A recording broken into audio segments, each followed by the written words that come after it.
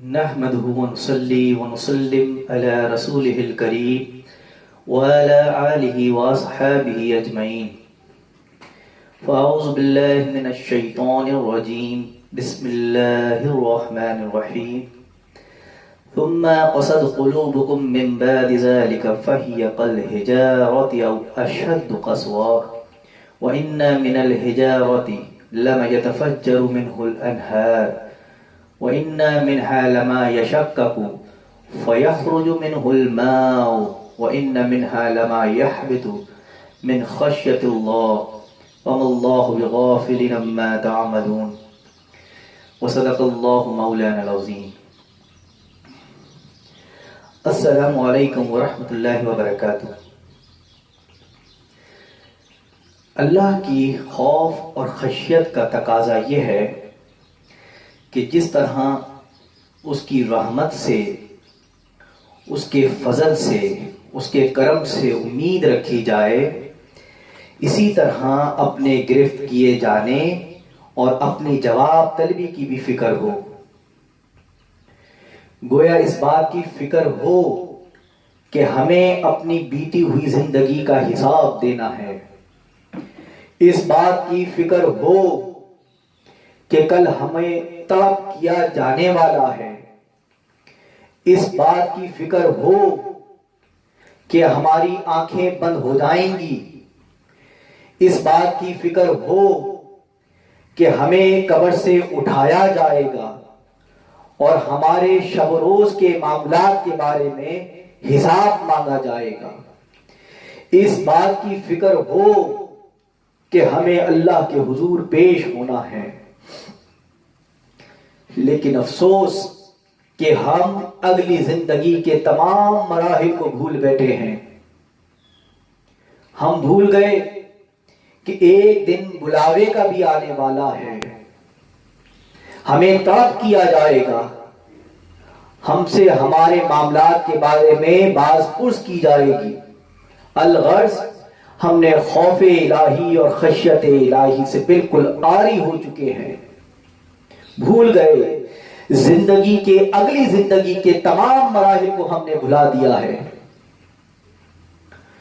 اللہ اکبر. اگر آپ انبیاء علیہ السلام کی حیات طیبہ کو دیکھیں، صحابہ کرام کی حیات طیبہ کو دیکھیں، آپ تابعین، تبع تابعین، صلحاء، اولیاء کرام کی حیات طیبہ کو دیکھیں، اور بالخصوص حضور علیہ السلام کی حیات طیبہ کو دیکھیں تو آپ کے رونگٹے کھڑے ہو جائیں کہ ان کی کیفیات خوف الہی اور خشیت الہی میں کس درجے کو ہوتی. اللہ اکبر. اور ہمارا حال یہ ہے کہ ہم خوف الہی اور خشیت الہی سے بالکل عاری ہو چکے ہیں. ہائے ہائے. یحییٰ علیہ السلام اللہ کے برگزیدہ نبی، ان کی حیات طیبہ سے کون واقف نہیں کہ آپ کا حال یہ تھا کہ آپ اللہ کے خوف میں، اس کی خشیت میں ہمہ وقت آپ روتے رہتے، گریہ ازاری کے عالم میں رہتے. آپ کے جسم پر ایک لرزہ طاری رہتا اور آپ اللہ کے خوف میں روتے، گریہ ازاری کرتے، آہ و بکا کرتے، اللہ اللہ کرتے، اس کا ذکر کرتے. جبکہ آپ اپنی زندگی کے ابتدائی حصے میں تھے، معصوم تھے ابتدائی حصے میں، لیکن آپ کی خوف اور خشیت کا عالم یہ تھا کہ آپ زار و قطار روتے. اور خوف اور خشیت کے عالم میں کبھی جنگلوں میں نکل جاتے، کبھی صحرا میں نکل جاتے، کبھی پہاڑوں میں، غاروں میں نکل جاتے. اور آپ کی خوف اور خشیت کا عالم یہ تھا کہ آپ اللہ کے خوف اور خشیت میں اتنا روئے کہ آپ کو خبر تک نہ ہوئی کہ کب صبح ہوئی اور کب شام گزر گئی. اور اسی عالم میں 3 دن گزر گئے اور آپ غار میں اللہ کی خوف میں، خشیت میں زار و قطار رو رہے ہیں. یہاں گھر میں آپ کی والدہ ماجدہ اپنے لخت جگر یحییٰ علیہ السلام کے لیے پریشان ہیں کہ میرا بیٹا یحییٰ نہ جانے 3 دن سے کہاں ہوگا. گھر نہیں آیا، کچھ خبر نہیں ہے، وہ اپنے بیٹے کو تلاش کرنے کے لیے، ڈھونڈنے کے لیے نکل پڑتی ہیں، اپنے بیٹے کو تلاش کرتی ہیں، ہر ایک کے گھر پہ دستک دیتی ہے کہ لوگوں کیا تم نے میرے بیٹے یحییٰ کو دیکھا ہے؟ وہ 3 دن سے گھر سے باہر ہے۔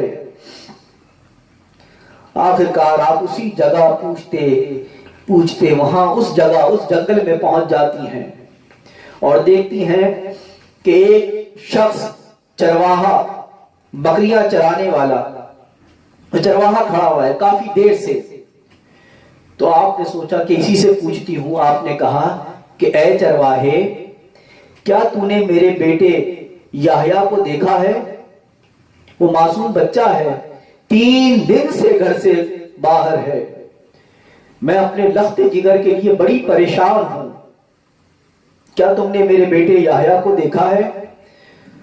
تو چرواہے نے کہا کہ اماں، میں آپ کے بیٹے یحییٰ کو تو نہیں جانتا، مگر ہاں اتنی خبر ضرور ہے کہ اس غار کے پیچھے ایک شخص 3 دن سے زارو قطار ہو رہا ہے، 3 دن سے زارو قطار ہو رہا ہے، اور اس کے رونے کا عالم یہ ہے، اس کی گریہ و زاری کا عالم یہ ہے، اس کے رونے میں اتنا درد ہے، اتنی درد مندی ہے، اتنا دکھ ہے، اتنا غم ہے اس کے رونے میں کہ میری بکریاں بھی 3 دن سے اس غار کے ساتھ لگے رو رہی ہیں، نہ کچھ کھاتی ہے نہ پیتی ہے، میں کو کھانے کو دیتا ہوں تو نہ یہ کچھ کھاتی ہے نہ پیتی ہے، بس اس کی آواز کے ساتھ آواز ملائے رو رہی ہے۔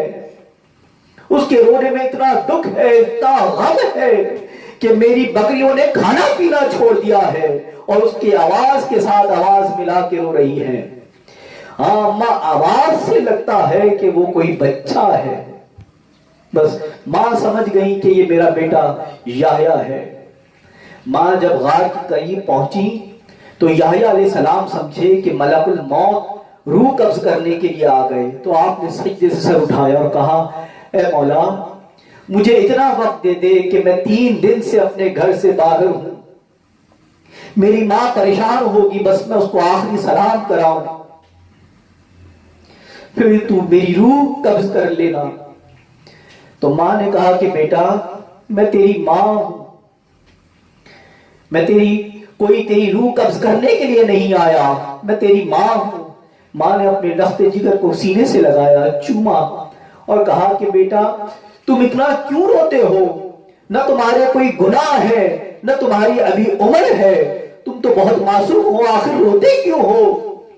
تو کہا یحییٰ علیہ السلام نے، کیا ماں، اگر کل قیامت کے دن اللہ رب العزت نے مجھے مستحق عذاب قرار دیتے ہوئے جہنم میں ڈالے جانے کا فیصلہ صادر فرما دیا تو کیا ماں آپ مجھے اس فیصلے سے بچا لیں گی؟ ماں نے کہا نہیں بیٹا۔ تو کہا پھر رونے سے کیوں روکتی ہے؟ اللہ اکبر، کہتے ہیں کہ اماں پھر رونے سے کیوں روکتی ہے؟ پھر رونے دے اس کی بارگاہ میں۔ اللہ اکبر۔ اسی لیے اللہ رب العزت نے قرآن مجید میں فرمایا کہ لوگوں افسوس کہ تم پتھروں جیسے بھی نہ رہے، تمہارے دل پتھروں سے بھی زیادہ سخت ہو گئے ہیں۔ ارے پتھروں میں بھی بعض پتھر ایسے ہیں کہ جن سے نہریں نکل پڑتی ہیں، اور بعض پتھر ایسے ہیں کہ جن سے نہریں نہیں نکلتی، مگر ہاں اگر وہ پھٹ جائیں تو ان میں سے چشمے پھوٹ پڑتے ہیں، اور بعض پتھر ایسے ہیں کہ جن میں سے نہ نہریں نکلتی ہیں نہ چشمے پھوٹتے ہیں، مگر ہاں اگر ان پر اللہ کا خوف، اللہ کی خشیت طاری ہو جائے تو وہ بھی اللہ کے خوف سے، اس کی خشیت سے ریزہ ریزہ ہو جاتے ہیں۔ لوگوں تمہیں کیا ہو گیا؟ ثم قست قلوبکم من بعد ذلک فہی کالحجارۃ او اشد قسوۃ، کہ تمہارے دل ان پتھروں جیسے بھی نہ رہے، ان سے بھی زیادہ سخت ہو گئے۔ افسوس کہ تم ان پتھروں سے بھی زیادہ سخت ہو گئے۔ اللہ اکبر، اللہ۔ شیخ سعدی فرماتے ہیں کہ ایک مرتبہ میرا گزر ریگستان کی طرف سے ہوا تو میں کیا دیکھتا ہوں کہ ایک تپتا ریگستان اور شدید گرمی میں ایک معصوم بچہ ریگستان میں اللہ کے سجدے کی حالت میں زاروں قطار رو رہا ہے، اللہ کے خوف سے، اللہ کی خشیت سے زاروں قطار رو رہا ہے، گریا و بکا کر رہا ہے۔ میں نے سوچا کہ اس بچے سے پوچھوں آخر ماجرا کیا ہے۔ شیخ سعدی رحمۃ اللہ علیہ فرماتے ہیں کہ میں اس بچے کے پاس جا کر میں نے کہا کہ بیٹا تم تو ابھی بہت معصوم ہو، تمہارے تو کوئی گناہ بھی نہ ہوں گے، آخر تم اتنا کیوں روتے ہو؟ آخر وجہ کیا ہے؟ ماجرا کیا ہے؟ تو بچے نے کہا کہ شیخ صاحب بات کچھ نہیں ہے، بات فقط اتنی ہے کہ میں نے گھر میں اپنی ماں کو دیکھا ہے کہ جب وہ ہانڈی پکاتی ہے چولہے پہ تو چولہے کو آگ لگانے کے لیے لکڑیاں ڈالتی ہے، تو جب بڑی لکڑیاں آگ نہیں پکڑتی تو میری والدہ چھوٹی لکڑیوں کو ڈالتی ہے کہ وہ جلدی آگ پکڑ لے۔ تو بس اس منظر نے مجھے اس منظر کی یاد دلا دی، اس منظر نے مجھے اس منظر کی یاد دلا دی کہ جب قیامت کا دن ہوگا اور ابو جہل، ابو لہب جیسے بڑے بڑے گناہگاروں کو دوزخ میں ڈالے جانے کے لیے ان کا حساب و کتاب ہو رہا ہوگا، اور مجھے ڈر لگتا ہے کہ ان بڑے گناہگاروں کا اگر حساب زیادہ لمبا ہو گیا، زیادہ بڑا ہو گیا، تو کہیں اللہ فرشتوں کو یہ نہ کہہ دے کہ پہلے ان چھوٹوں کو جہنم کی آگ میں ڈال دو۔ اللہ اکبر، مجھے ڈر لگتا ہے کہ کہیں اللہ یہ نہ کہہ دے کہ پہلے ان چھوٹوں کو جہنم کی آگ میں ڈال دو، تو شیخ صاحب پھر میرا کیا بنے گا؟ اللہ اکبر، پھر میرا کیا بنے گا؟ اس لیے اس منظر نے مجھے اس منظر کی یاد دلا دی۔ اللہ اکبر، شیخ سعدی صدقے کے عالم میں آ گئے اور ایک آہ بھری۔ اللہ اکبر، اللہ نے ہمیں احسن تقویم پر فائز کیا، اس نے ہمیں اعلیٰ مقام نصیب کیا، لیکن ہم کہاں سے کہاں آ گئے؟ اس نے ہمیں اعلیٰ مقام دیا، ہم ذلت و رسوائی کے گھڑے پہ جا گرے۔ اس نے ہمیں احسن تقویم پر فائز کیا، ہم اسفل السافلین پہ چلے گئے۔ اس نے ہمیں اپنا بنا کر بھیجا، اور ہمارا حال یہ ہے کہ ہم غیروں کے ساتھ چل دیے۔ ہمارا حال یہ ہے کہ ہم ہر ایک سے کلام کرتے ہیں، اگر کلام نہیں کرتے تو اس مولا سے نہیں کرتے۔ ہم ہر ایک کی طرف نظر کرتے ہیں، ہر ایک کے در پہ جاتے ہیں، بھاگتے ہیں، اگر نظر نہیں کرتے تو اس مولا کی طرف نہیں کرتے۔ آج بھی اگر انسان، اللہ کا بندہ، اپنے رب کے ساتھ تعلق کو جوڑ لے، اس رب کے ساتھ وابستہ ہو جائے، اپنا رابطہ پھر سے جوڑ لے، حضور علیہ الصلوۃ والسلام نے فرمایا، حدیث پاک ہے، حضرت انس رضی اللہ تعالی عنہ سے مروی ہے، حضور نے فرمایا کہ جس نے اللہ کا ذکر کیا اور اللہ کے خوف اور خشیت میں اس کی آنکھیں بھر آئی اور اس کی آنکھیں جھلک پڑی اور اس کے آنسو نے زمین کو تر کر دیا، تو رب کائنات فرماتا ہے کہ مجھے اپنی عزت کی قسم ہے جو میرے خوف میں، میری خشیت میں رویا اور اس کی آنسو زمین کو تر کر گئے، مجھے اپنی عزت کی قسم ہے قیامت کے دن اس پر سے عذاب اٹھا لوں گا، اس کے سارے گناہ بخش دوں گا۔ میرا بندہ میرے سامنے دو آنسو بہا کر تو دیکھے۔ وہ لوگ جن کو اللہ کی معرفت نصیب ہو جائے، جن کو اللہ کی شناسائی نصیب ہو جائے، جن کا تعلق اللہ کے ساتھ جڑ جائے، جن کی تعلق وابستگی اللہ کے ساتھ ہو جائے، تو ان کا خوف اور خشیت کا عالم یہ ہوتا ہے کہ وہ ہر وقت آہو بکا کرتے ہیں، گریہ ازاری کرتے ہیں، اللہ کے حضور پیش ہونے سے بھی ڈرتے ہیں۔ اللہ اکبر، اللہ اکبر۔ حضرت ابو بکر صدیق رضی اللہ تعالیٰ عنہ فرماتے ہیں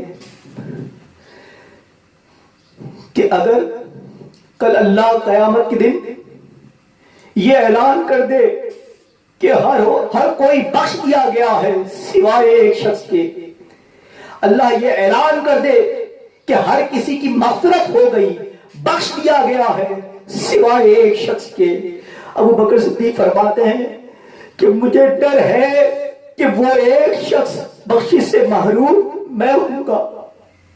اللہ اکبر۔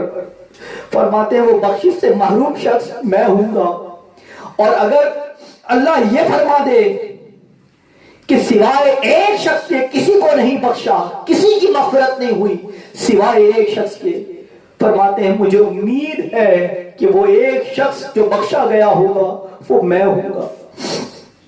اللہ اکبر۔ حدیث قدسی ہے، اللہ رب العزت نے فرمایا کہ اگر اس زمین میں ہر کوئی سجدہ کرنے والا ہو جائے، ہر کوئی میری عبادت کرے، میری تلاوت کرے، اللہ اللہ کرے، تو اللہ رب العزت فرماتا ہے کہ میں اس مخلوق کو بدل کر دوسری مخلوق لے آؤں گا جس میں گناہگار بھی ہوں گے، خطا کار بھی ہوں گے، سیاہ کار بھی ہوں گے۔ پوچھا کہ مولا آخر ایسا کیوں؟ جب ہر کوئی عبادت کرنے لگ جائے، تیری بندگی کرنے لگ جائے، پھر تو ایسی مخلوق کو کیوں بدلے گا؟ کہا کہ مجھے گناہگار کے آنسو جتنا مجھے سجدے کرنے والوں کے سجدے، عبادت کرنے والوں کی عبادت، اطاعت کرنے والوں کی اطاعت اتنا مجھے پسند نہیں آتی جتنا جب گناہگار گناہ کرنے کے بعد روتا ہے، گریہ ازاری کرتا ہے، جتنا محبوب مجھے وہ گناہگار لگتا ہے اتنا اطاعت کرنے والے کی اطاعت مجھے پسند نہیں آتی۔ جس درد مندی کے ساتھ، دکھ کے ساتھ، غم کے ساتھ جب گناہگار گناہ کرنے کے بعد گریہ ازاری کرتا ہے، تڑپتا ہے اور میری بارگاہ میں معافی مانگتا ہے، مجھے سب سے زیادہ اس کا رونا، اس کی گریہ ازاری پسند ہے۔ اللہ رب العزت ہمیں اس طرح کی گریہ ازاری کرنے والا بنا دے، ہمیں گریہ ازاری کرنے والا بنائے، خوف الہی اور خشیت الہی دل میں پیدا کرے۔ جب یہ خوف الہی اور خشیت الہی انسان کے دل کے اندر پیدا ہو جائے تو وہ ہر عمل کرنے سے پہلے ڈرتا ہے کہیں میرا مولا ناراض نہ ہو جائے۔ اللہ رب العزت سے دعا ہے کہ وہ ہمیں خوف الہی اور خشیت الہی نصیب فرمائے۔ وآخر الدعوانا الحمد للہ رب العالمین۔